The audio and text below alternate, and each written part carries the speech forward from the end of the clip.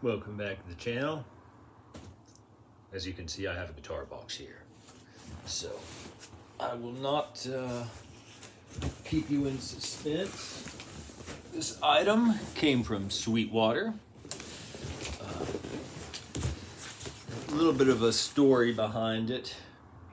I saw a similar model last weekend and absolutely fell in love with a very specific serial number.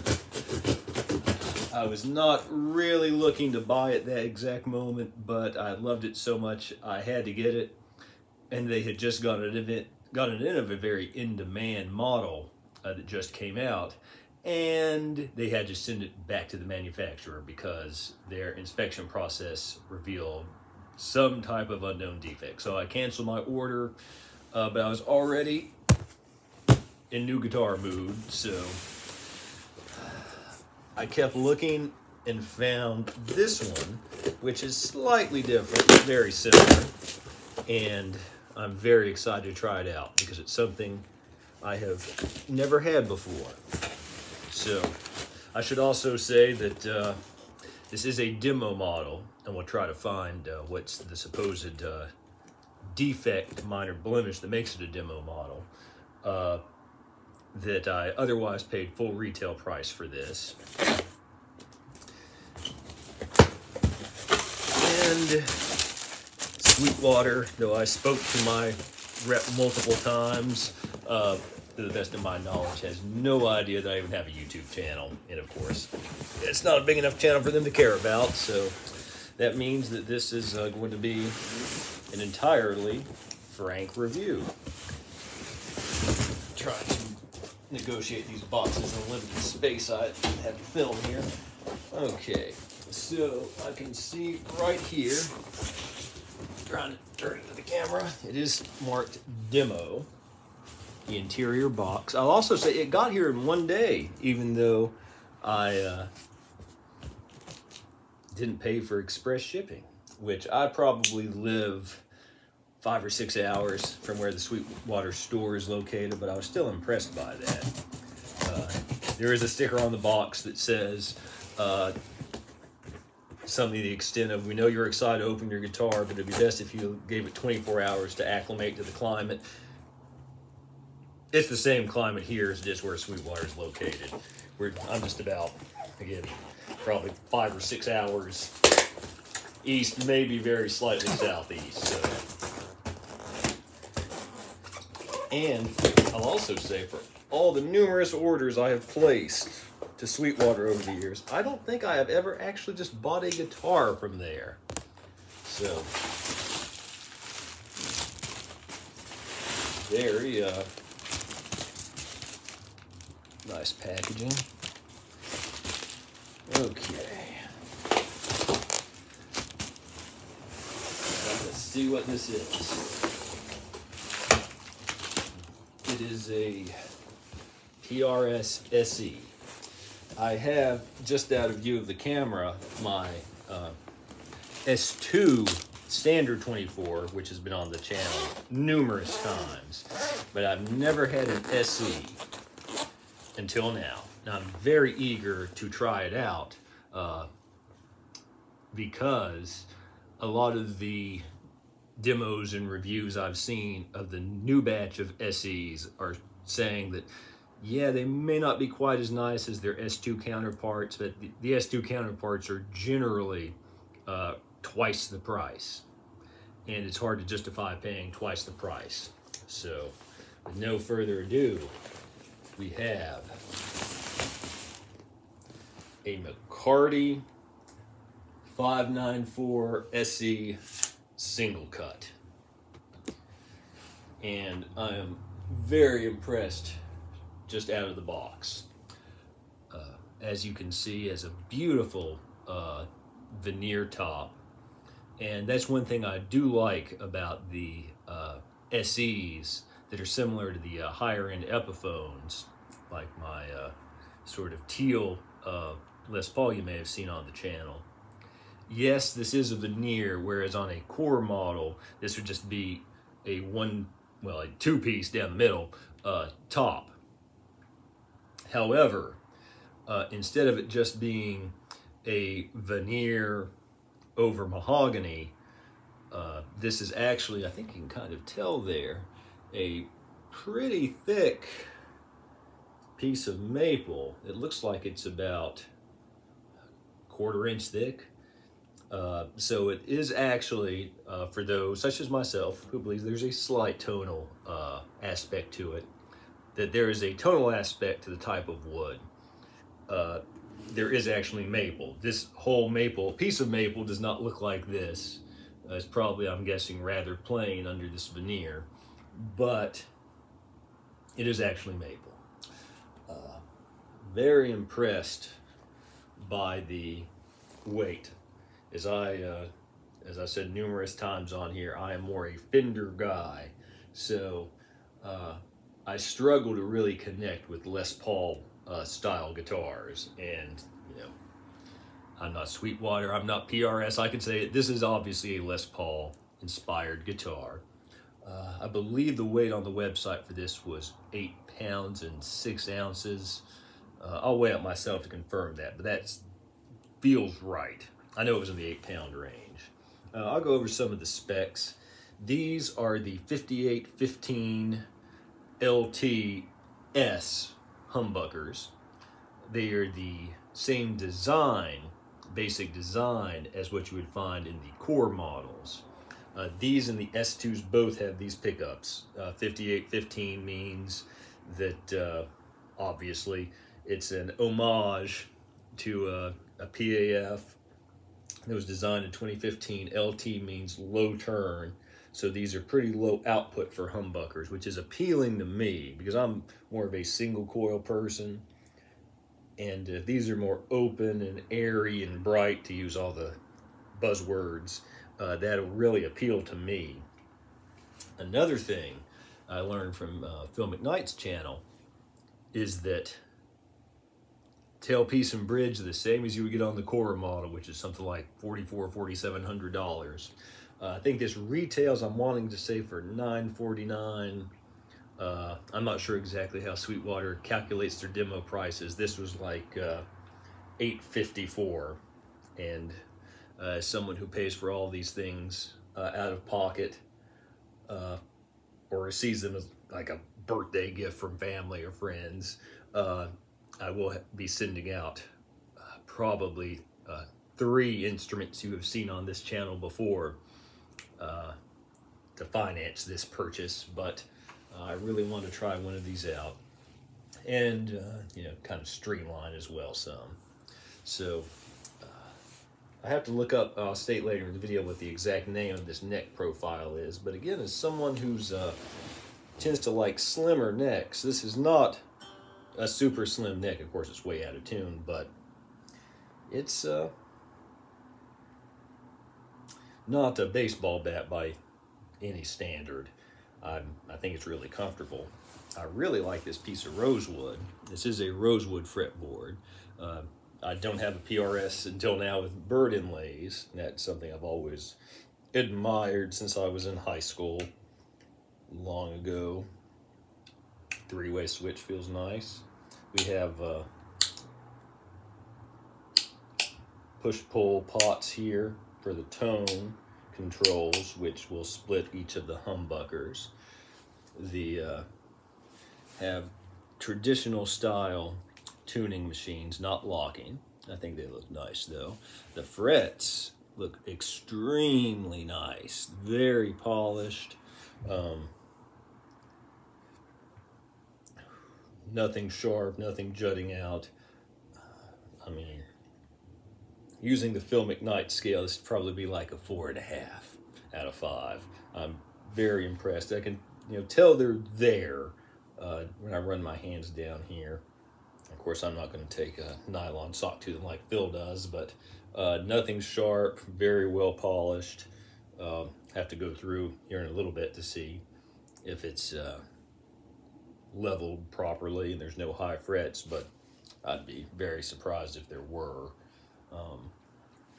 Take a look at the back. Looks like that's 3 pieces of mahogany. One thing I really liked about the double cut blue one, which is the one I really wanted, what really appealed to me about it is most of these I think are at least 3-piece backs. This might just be 2, but they're 2. If they are 2, I can see like a seam here. I can't tell if this is not that it really matters that much. It does not affect the playability or the tone. But it was very clearly just a 2-piece straight down the middle that was very well matched. It looked like a core and not just for the beautiful top. So I was really disappointed I didn't get that one. But I'm very impressed with this one so far. I see it carve here. Definitely a little sleeker than a Les Paul. I will say that I knew this was not a big, deeply carved instrument, but I did think it was going to be a little more carved. Not that that's a big deal, but feels really good in hand. Of course, a polyurethane finish on these. The S2 would have nitro. Again, I don't think that makes really much of a difference at all, in my opinion. But I am impressed because, let me see here. Here is my S2 Standard 24, which I've played a ton. It's one of my favorite guitars. My favorite guitar in terms of the quality out of the box I've ever had. So this is a 2015 model. Before the pandemic, I got it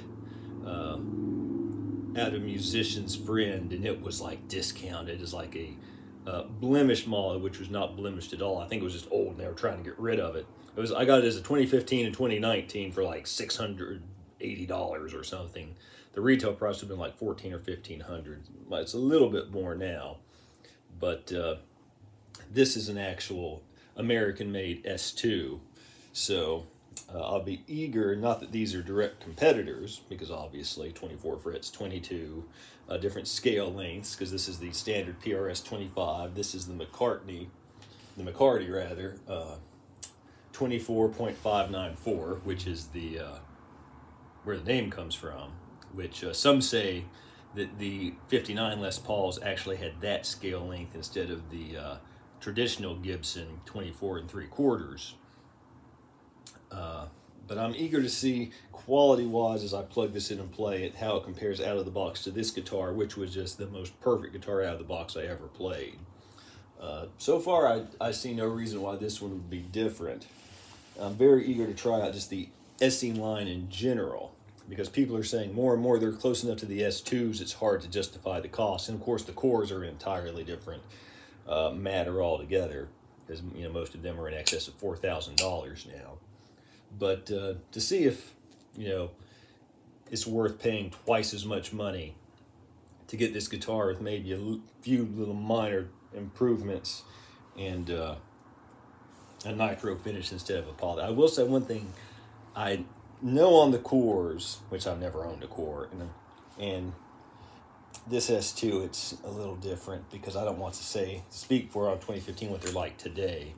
For example, little things like these control plates sit on top of the guitar. They are not recessed where they would be on a S2. I'm pretty sure the S2 McCarty has locking tuners. This one has locking tuners.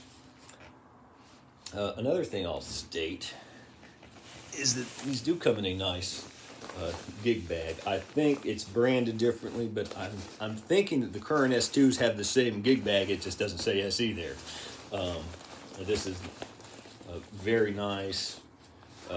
Nothing fancy, but it's nice and padded, and I think it will serve the purpose well. So I know I've talked a ton, but I wanted to go through as much of this as possible. My initial impressions. Again, really impressed. I think it's beautiful, beautiful. Like, for example, if this didn't say SE, or someone didn't know what that meant, there'd be no way to tell that this wasn't the $4,700 or whatever version. I'm trying to recall. I think the main thing that made it a demo was a little place in the binding area, and I'm not seeing it right off. I have to look at the picture. So then the football-shaped jack, But yeah, I'm very eager to see, because again, I'm very fond of some Les Paul style guitars I've owned over the years, including my current Epiphone Les Paul, but I just, for whatever reason, just can't quite bond with them the way I do a Telecaster or a Stratocaster. So we'll see if maybe this one is an exception to the rule, and see how these low turn humbuckers sound. So I'll get it tuned up, get it plugged in. Let's see what this baby can do. Okay, we're tuned up, plugged in, and other than a brief strum I did to make sure that everything was working, this will be the first time I've heard it plugged in. So you're hearing it for the first time with me.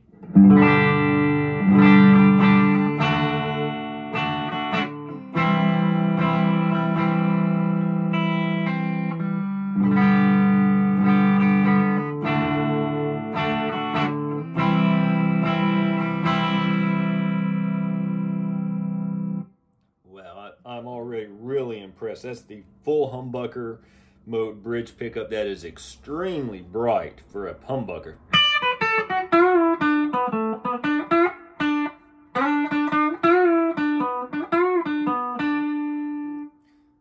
And I really like that a lot. By the way, this is through a VOX AC10 mic with a Shure SM57. So try the single coil mode.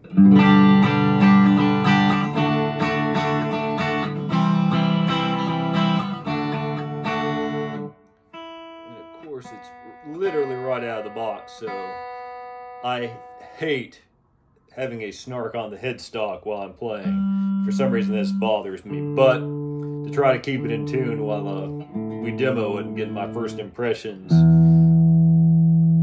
live and in person, so to speak, without me having time to collect my thoughts, which I will do at the end of the video. I have to go on there and make sure we don't go out of tune, but full humbucker, single coil, full humbucker, single coil.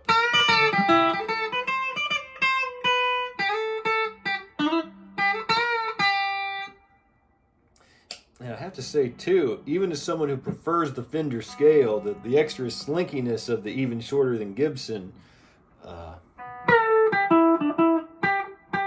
enjoying. I think I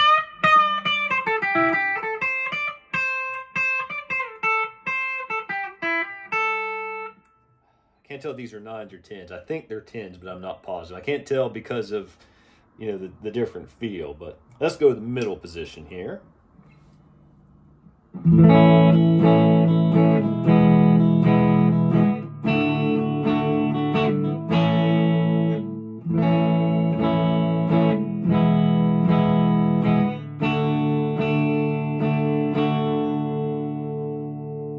Very nice. Split both humbuckers.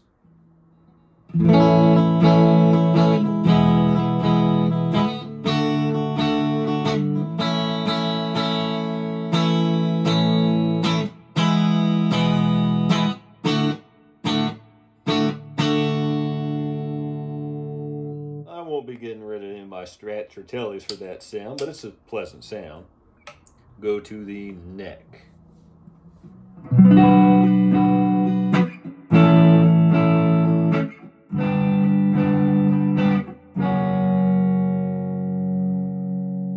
Split.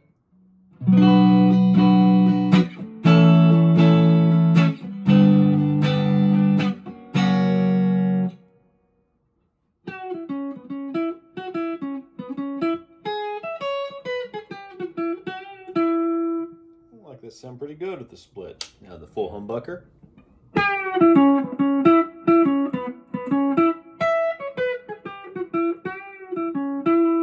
I really like that tune a lot. So now go back to the bridge pickup. Kick on the full drive 2.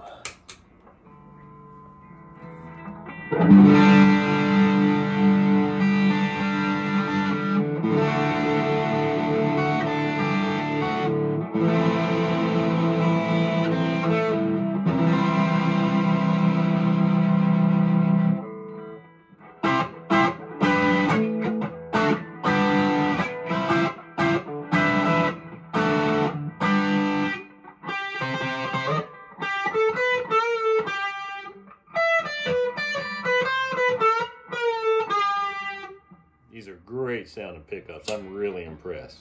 Single coil mode.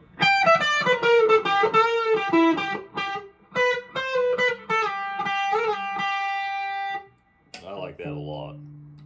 Middle position.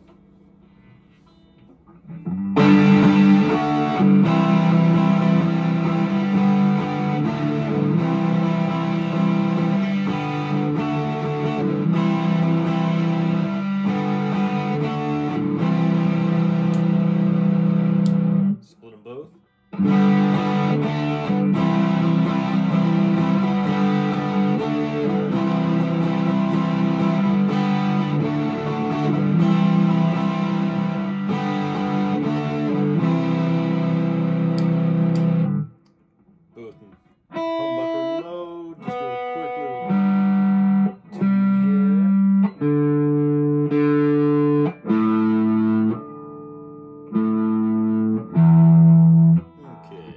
So back to both humbuckers.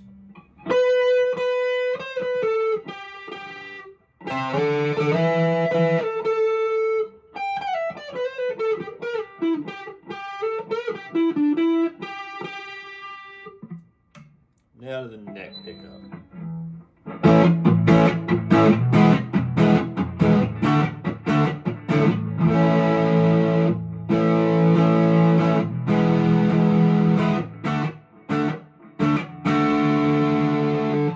Full humbucker, go into the split mode.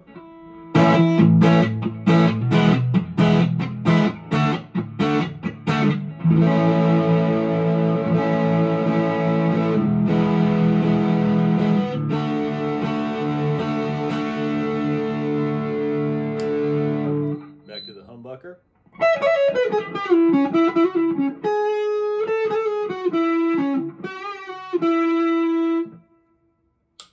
Split.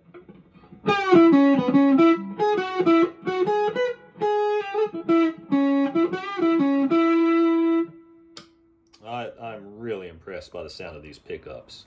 They are the real deal, and let's just see here.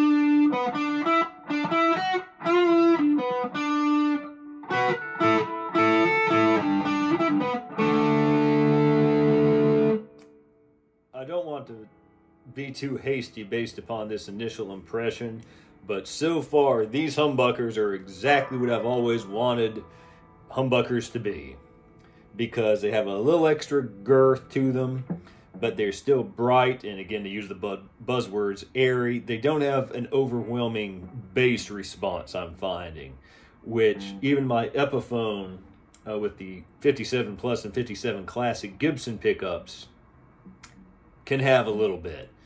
So what I'm going to do is I'm going to do a couple of comparisons between this guitar, that Epiphone Les Paul, and also my S2 Standard 24. This and the Epiphone are more direct comparisons, but I just want to give you a bit of a feel for what these different guitars do and how they sound in case you're in the market for them. And I'm also probably going to do some more sound samples with different amps and pedals, because again, this is the VOX AC10 in full drive, which you've been hearing with the overdriven tones, just to give you a little bit of an idea of what it can do. And even though I am right now filming this literally like probably half an hour, 45 minutes after I unboxed it, if that, to get my initial thoughts, I am going to play the guitar for a few days and see what it can do. Make sure it's just not a honeymoon period before I'll finish filming this video, so by the time I give my final thoughts, I'll have a pretty good idea of what I think of this guitar. So stay tuned, and let's see what this thing can do.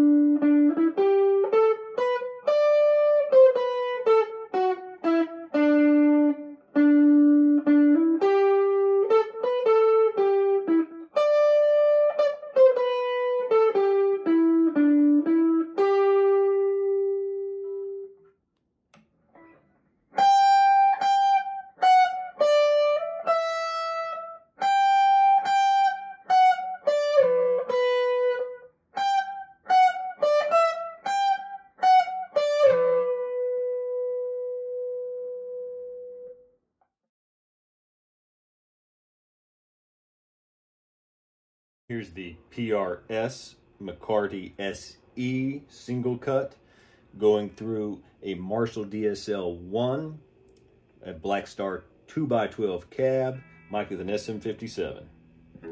This is the classic gain channel starting with the bridge pickup.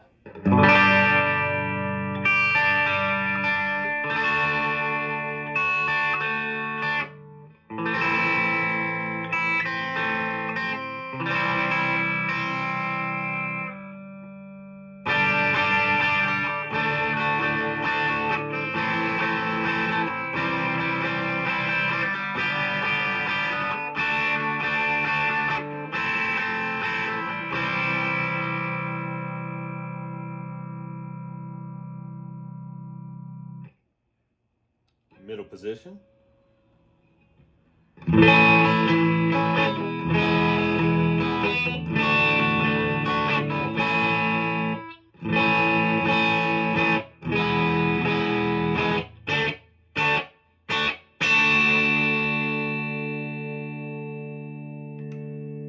And the neck.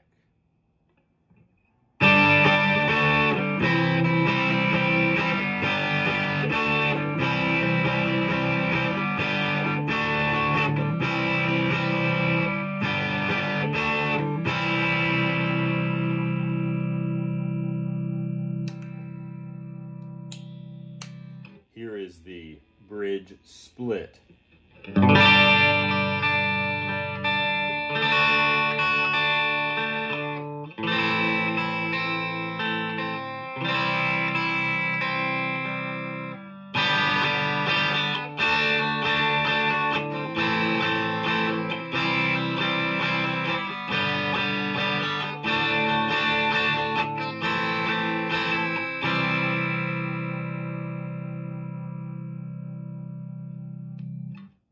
Middle position split, both pickups.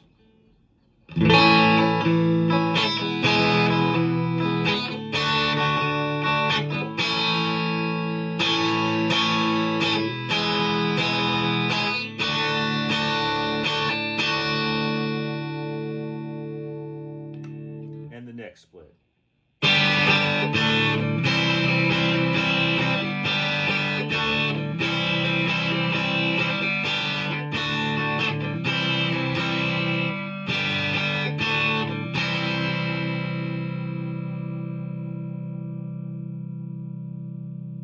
Now we're to the ultra gain channel of the DSL-1. Bridge position, full humbucker.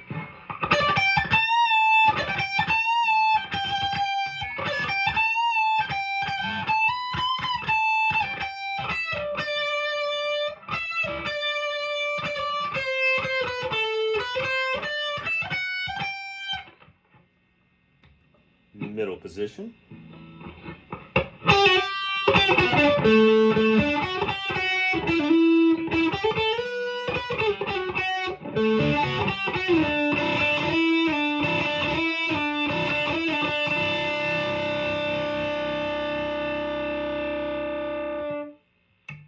And the neck. Again, all these are full humbuckers so far.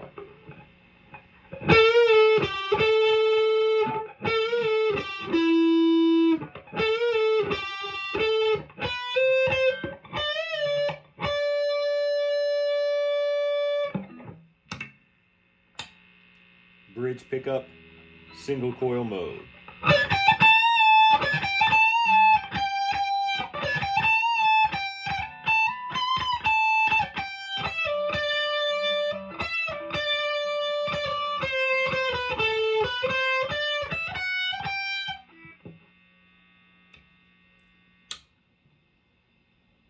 The middle position, both in single coil mode.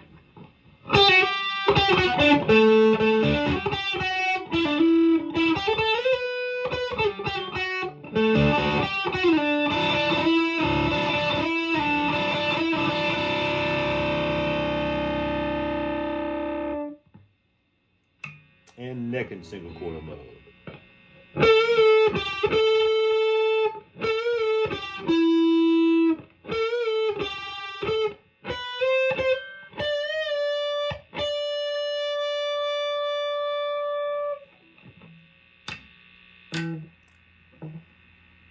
And we'll go just full humbuckers for this, through each position.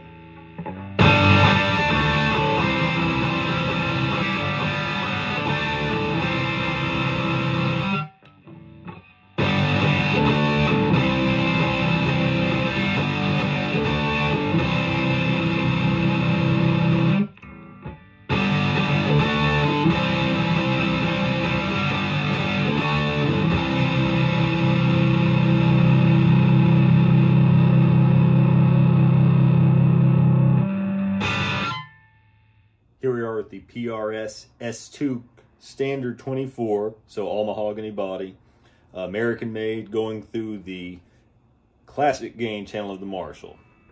Bridge pickup, full humbucker.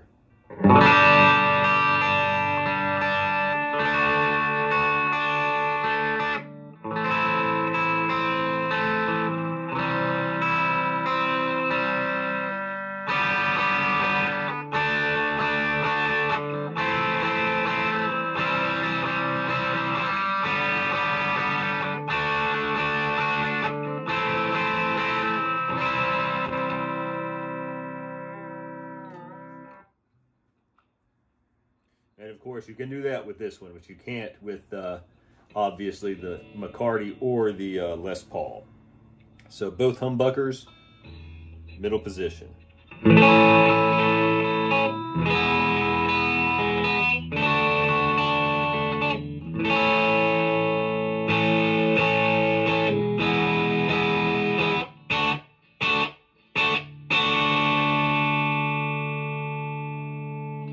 And I should say as well, this is a FHS Fat Hot Screams bridge pickup and a vintage neck pickup. So this would probably be, I think it might be very slightly hotter in the neck than the McCarty. And this is definitely hotter. This is a higher gain bridge pickup. So we're going to the neck humbucker now.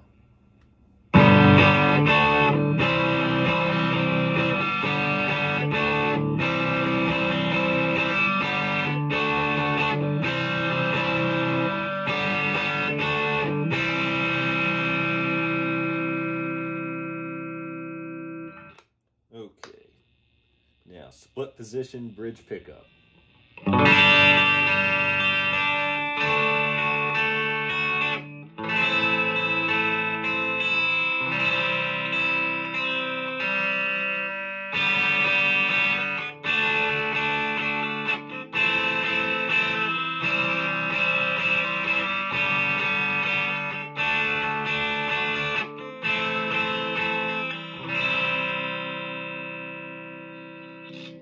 Middle position, both in single coil mode. And unlike the McCarty, which has the 4 knobs and allows you to mix and match whether it's one or both, either or both, I should say, humbucker split. This one, they're either, in the various positions, either both split or both not.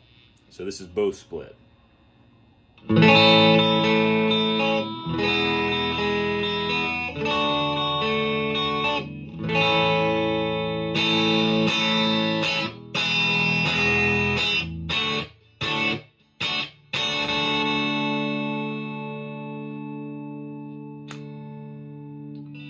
And now the neck in single coil mode.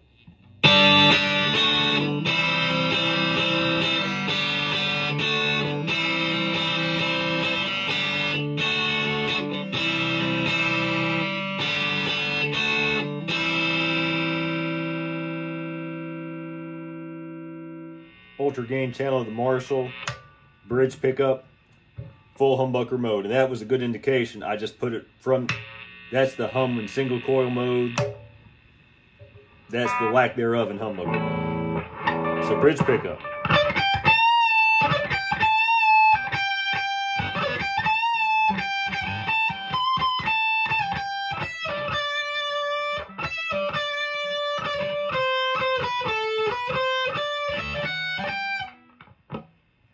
Both pickups humbucker mode.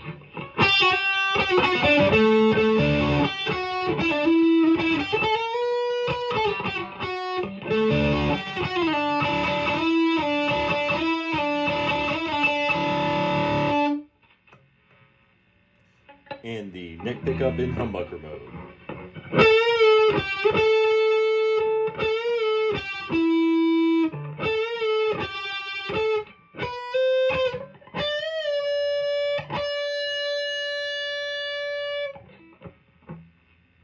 Now, single coil mode, bridge pickup.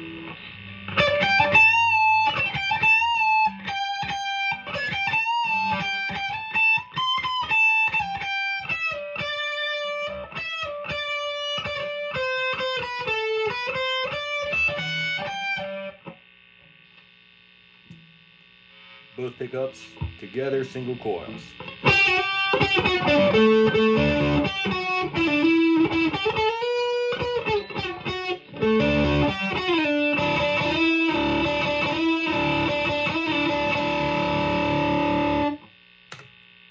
Neck pickup, single coil mode.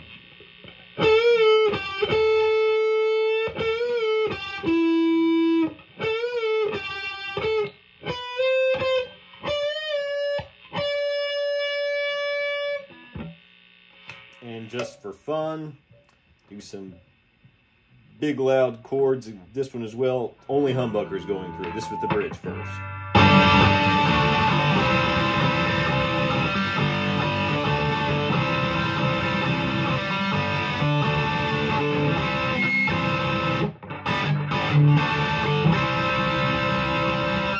Middle.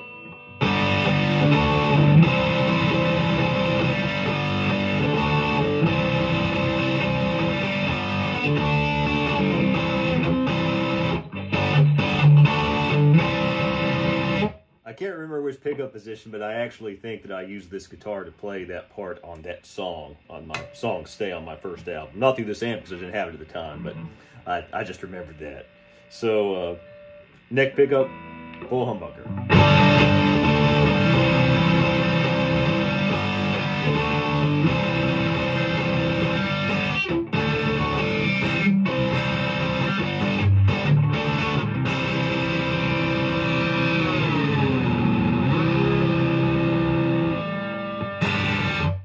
Here I am with the Epiphone Les Paul. I'll link below my full video demo of this guitar. It is an Epiphone, but it came stock with a Gibson 57 Super. That's the 57 Plus. It's splittable, and the 57 Classic. So these are actual Gibson USA pickups in this guitar. So we'll start off on the bridge, full humbucker through the classic gain channel of the Marshall.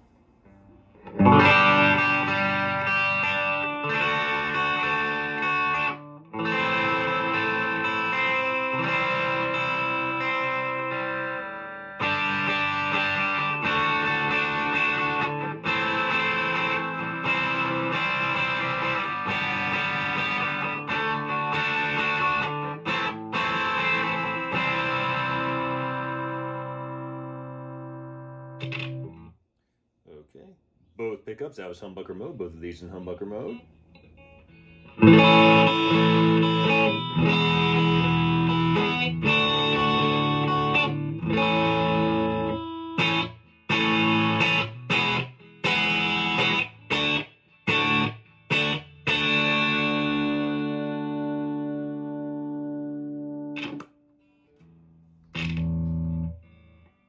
Having some problems with the switch here, as you can see, but we're going to the neck pickup, full humbucker mode.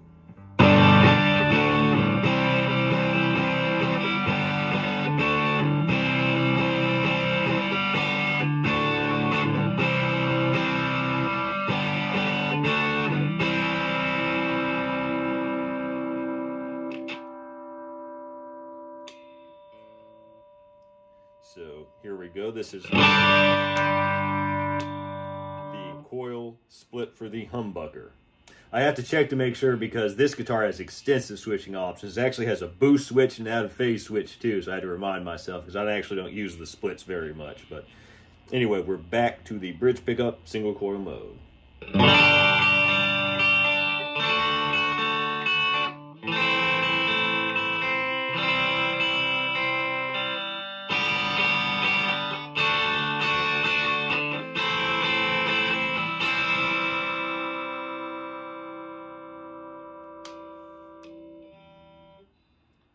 Both pickups split.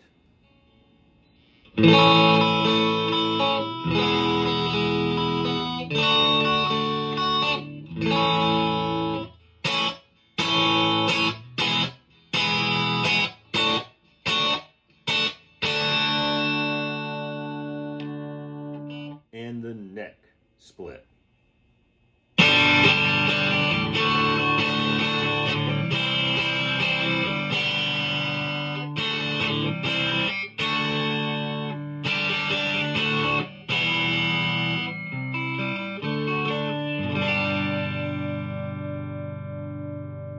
Changed up a little bit there.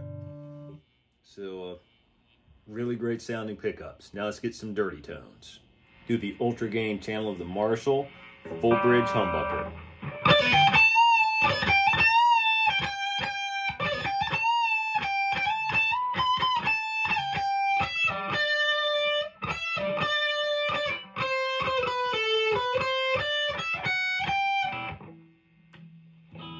Both humbuckers.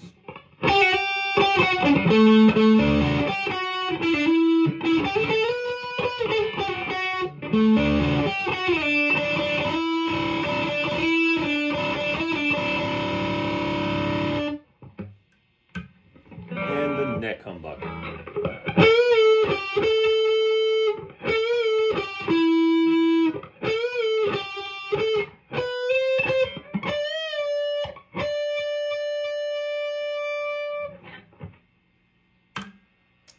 Now, the bridge split.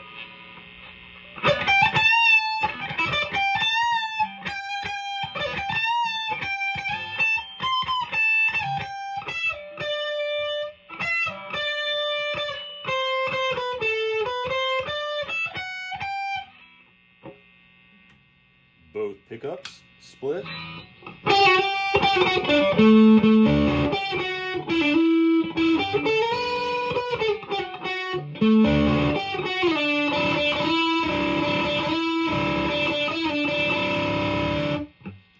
And the neck split.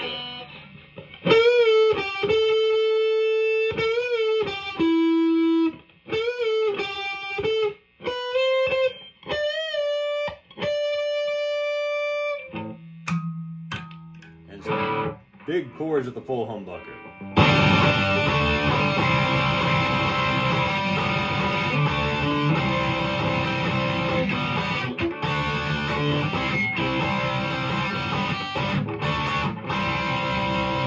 There's the bridge, both pickups.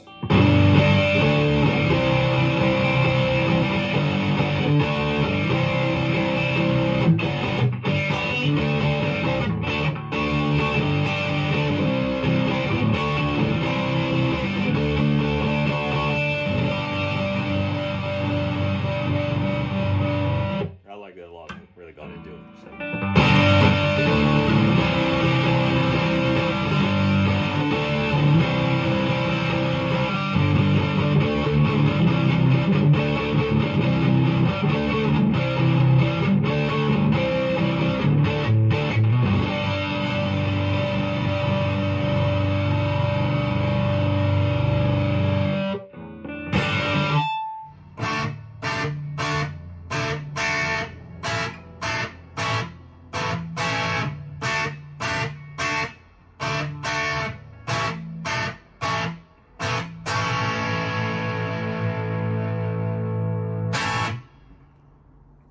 I hope those sound samples were helpful. I actually hadn't played the Epiphone and the S2 that much recently, and that reminded me how much I love both of those guitars. Obviously, you heard them all for yourselves and can make your own determinations. For me personally, I thought all three sounded fantastic. I thought that this guitar was a little bit brighter and a little bit, had a little bit more in the articulation department than the Les Paul, but the Les Paul sounded the most like a Les Paul. It was a little thicker, a little fatter tone, sounded just phenomenal, but it has, remember, Gibson 57 pickups. So I thought they both sounded great, and I thought, of course, the S2 sounded great. And again, it has the FHS and vintage pickups, whereas this has the 5815 LT S, the overseas made versions of the 58 15 LT pickups.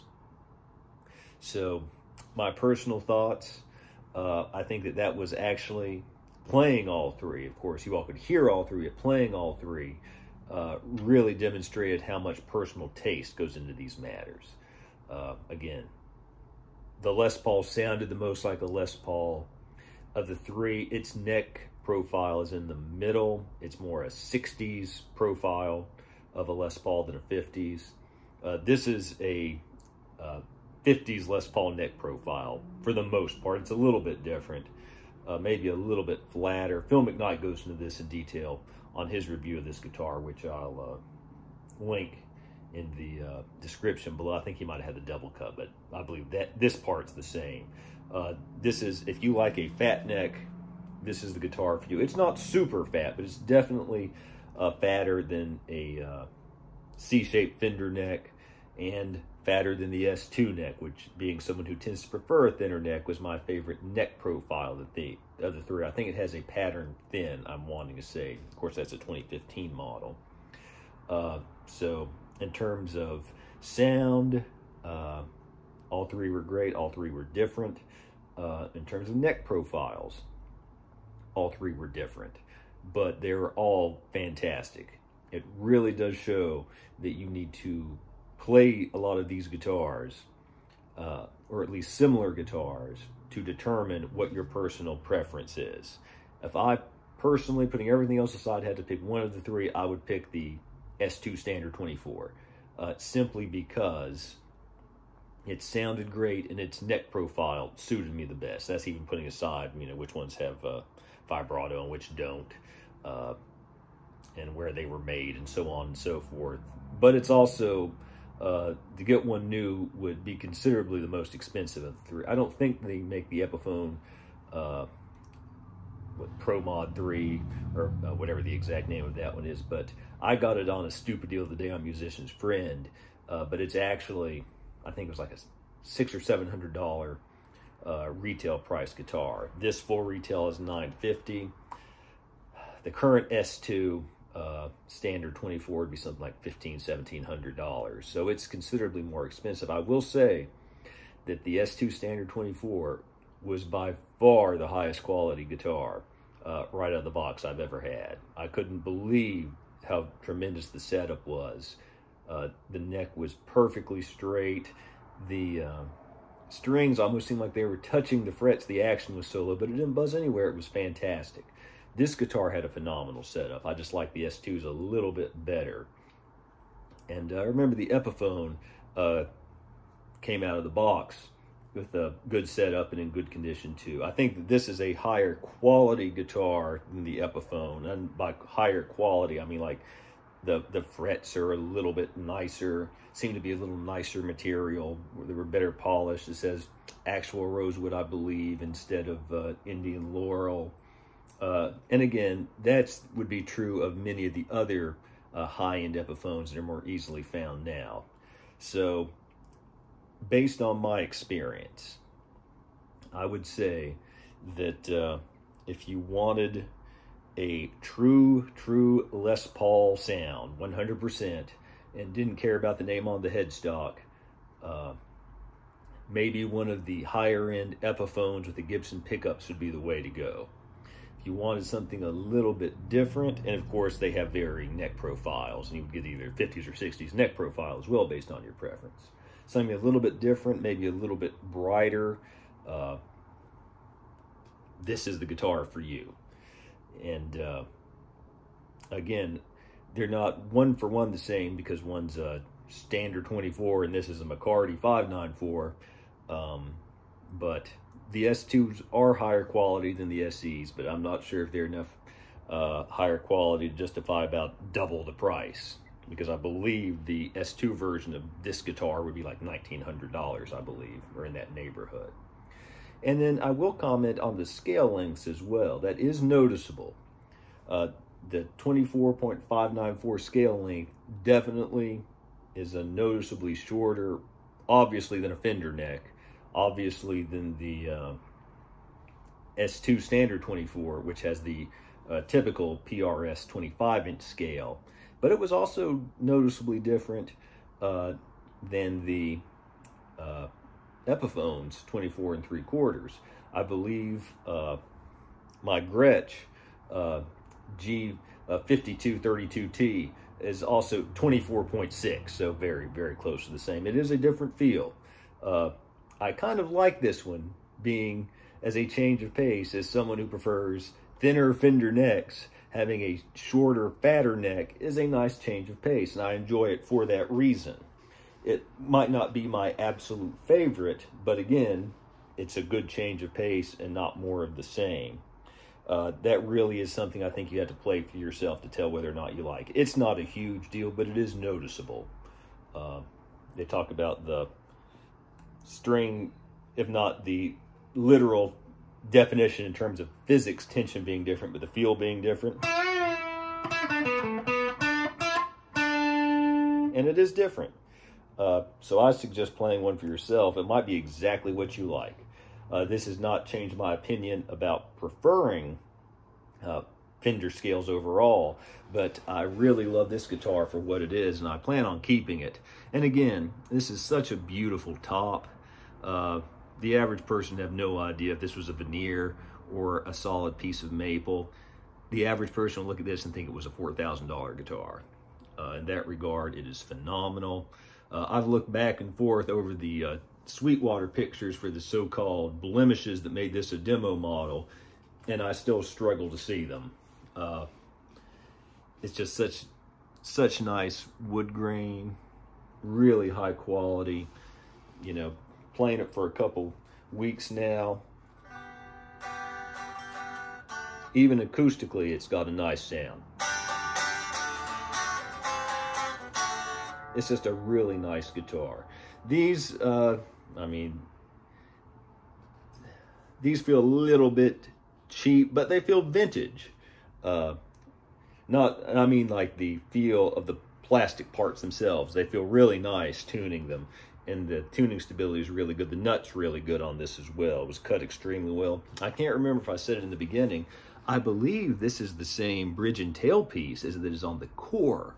So you get a whole lot of guitar. Honestly, and it's another way that that particular Epiphone and this one are different. Gloss neck on this, satin barely there finish on the Epiphone. So that's not a one-to-one comparison either. Honestly, I'd have a hard time choosing between the two. It would depend upon probably the day and exactly what I was like. And I will say the Epiphone is a better, that specific Epiphone, if you can find one still at retail price or closer to it, or of course even better on sale like I did, that's probably a better value simply because the Gibson pickups are worth the majority of the cost of the guitar. And to get the, as the Andertons guys would say, the full fat versions of these would be $500. These, of course, are the overseas made versions, which would not be nearly that expensive, but the design is the same as the $500 ones. And I can't imagine the $500 ones sounding much better for what they are intending to do. So, again, just a fantastic guitar. Absolutely love it. If you're interested in this type of guitar at all, highly suggest checking it out. It's definitely its own thing. It's obviously a Les Paul style guitar. PRS would never say that specifically, but it is.